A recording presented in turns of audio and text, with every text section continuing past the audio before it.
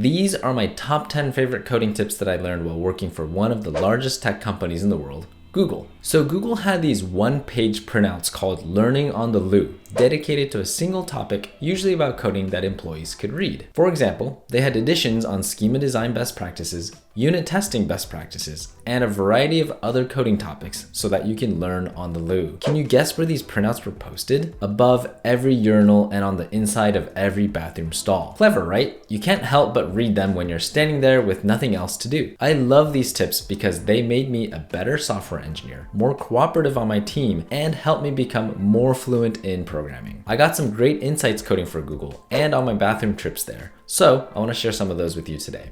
Enjoy. Tip number 1 is to follow a coding standard. The golden rule for coding tips is to follow a standard, like a style guide. It doesn't have to be a pre-existing one. You can even make your own.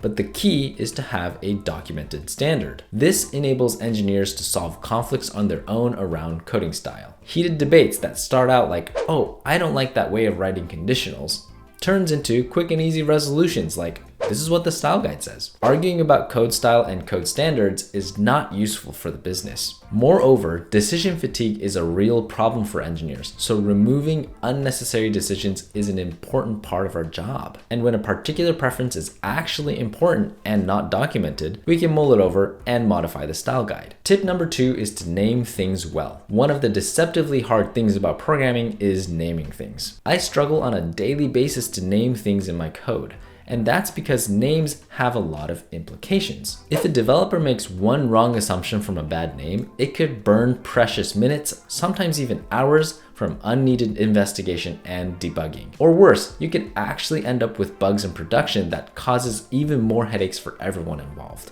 And because other developers will read your code multiple times throughout its life, naming is critically important. You've got to take into account how you're using English, like, what does one verb express over another? Is this noun the most appropriate noun to use? Is this too verbose? Is this too terse? Is it easy to understand? There's an unbelievable amount of nuance to naming things. Think about those details and name things well. Your future self and other people who read your code will thank you for it, even if they don't say anything. Tip number 3 is to use early returns to reduce nesting. Nesting is one of those things that's just easy to let one more level slip by. The problem with this is that the code quickly becomes hard to reason about. An easy solution for this is to use early returns. Let me explain this by way of example. Let's say you have a function with an if, else if, and else statement. And inside of this else if, you have yet another nested if else statement. Nesting is a way to signal a logical path. Here's the problem with this. As the code blocks get longer, the nesting becomes harder to keep track of, making the logic difficult to follow. Consider this alternative approach.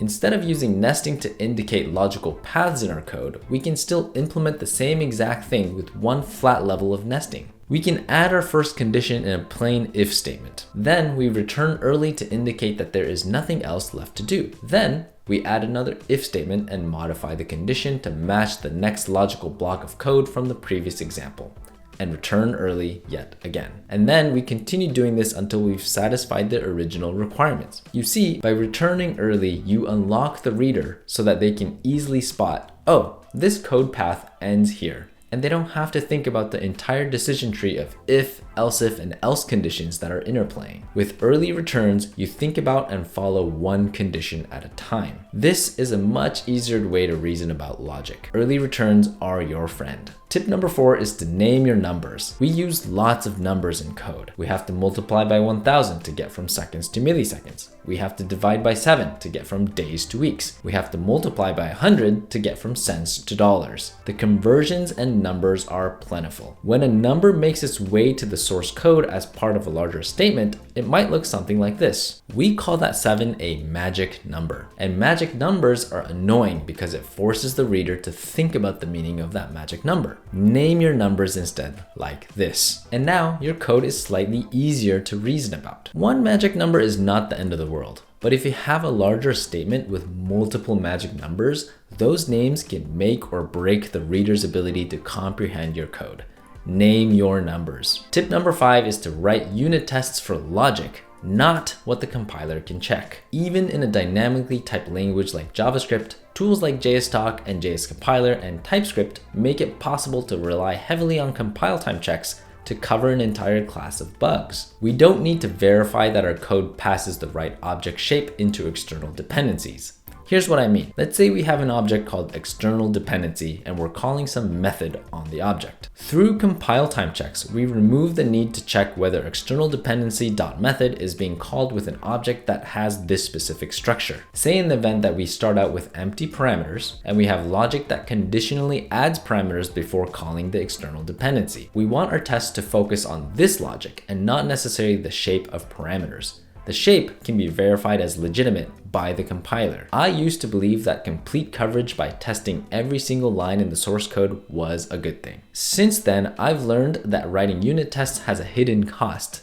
and that hidden cost is maintenance of those tests and velocity of feature delivery. Avoid cluttering the source code with unnecessary unit tests. Tip number 6 is to use comments to describe why the code was written, not what it does. When I was teaching incoming students at Hack Reactor, I remember some of them would catch the happy commenter bug and literally leave a comment above every line they wrote. I would tell them this is excessive, but back then I couldn't really pinpoint a concise reason why this shouldn't be done other than it clutters up the code. As you gain more experience and fluency, it becomes pretty obvious that you don't need to write comments for every line. But then that brings about a question. When should you use comments? I learned this at Google through their best practices documentation. The answer is to use comments to describe the code's purpose for existing, not what it does. In the previous example, it's the difference between describing why we want to loop over the names versus describing the fact that we are looping over the names. Seeing something like this would have been more reasonable. We need the first initial so we can add the names to a dictionary. Faster lookup is necessary because it's used in an expensive computation. You see, this is informative because we can't infer this context without the comments. The rule of thumb is that comments should always add meaningful information for the reader that the code cannot provide. Tip number 7 is to keep functions and classes small and focused. Small functions and small classes allow you to quickly understand the purpose of the encapsulation quickly. Better yet, try to design your functions and classes so that they only serve a single purpose. And going back to naming things well, that purpose should be crystal clear in the name. If the logic in your implementation starts to get very long or hairy, chances are you've got multiple concerns or purposes intertwined in the function. In that case, you split it up into smaller functions and classes that all solve smaller subproblems. This will allow for easier refactoring in the future and code reuse. Tip number 8 is to balance the dry and wet principles. The dry principle is an acronym for don't repeat yourself. Unfortunately, while this is good-natured in intent, it doesn't always serve us well. WET is a cheeky acronym that stands for write everything twice. But the important principle behind it is to know when to write dry code versus repetitive code. There are times when you specifically want to repeat yourself. Look at this example of rendering a list of known menu items in React. We might declare an array of items that we want to render, and then we'll have that array mapped to a series of React elements in our component, as opposed to simply declaring each menu item in our component code. Not only is this code actually shorter, it's easier to reason about because it prevents the reader from having to follow any logic. The other place where this tip is relevant is in test cases, where you want to avoid writing logic within unit tests as much as possible to reduce the possibility of bugs in that extra logic. Testing should be as wet as needed to prevent the possibility of any bugs in the actual test code itself. Tip number 9 is to err on the side of small pull requests. When you work for a team and you have other engineers that review your work, it always serves you well to default to writing small pull requests. Small changes to the system are easier to reason about, easier to catch bugs, and easier for reviewers to review more thoroughly. It's basically a win-win for you, the reviewer, and everyone. That's not to say large changes should be avoided at all costs. Sometimes it makes sense to include more content and code in a change because losing that context would get in the way of providing a meaningful review. Like other tips, this is a balancing act and you develop an intuition of how to do this with practice. But defaulting to making small changes is a good strategy. Tip number 10, don't obsess endlessly over the craft. This tip is contrary to all the other tips before this one. Some of my favorite moments are when I'm in the weeds of perfecting my code. But you know what? Perfecting your code beyond a certain point has diminishing returns. Nobody's going to care that all of your functions are less than 10 lines. Nobody's going to care that you left purposeful comments for every little thing that could potentially be confusing. Nobody's going to care that you spent hours obsessing over the perfect name. There is definitely an 80-20 principle that can be applied to writing clean code. You want to know what that 20% of effort and rules are, like the 9 tips that I previously mentioned, that will get you 80% of the way there to great readable code. But you don't want to obsess over the last 20% because you could be producing more value for the company in other ways. The exception to this would be if you're just coding a project for fun. In that case, do it for the art. Entertain your obsessive curiosity.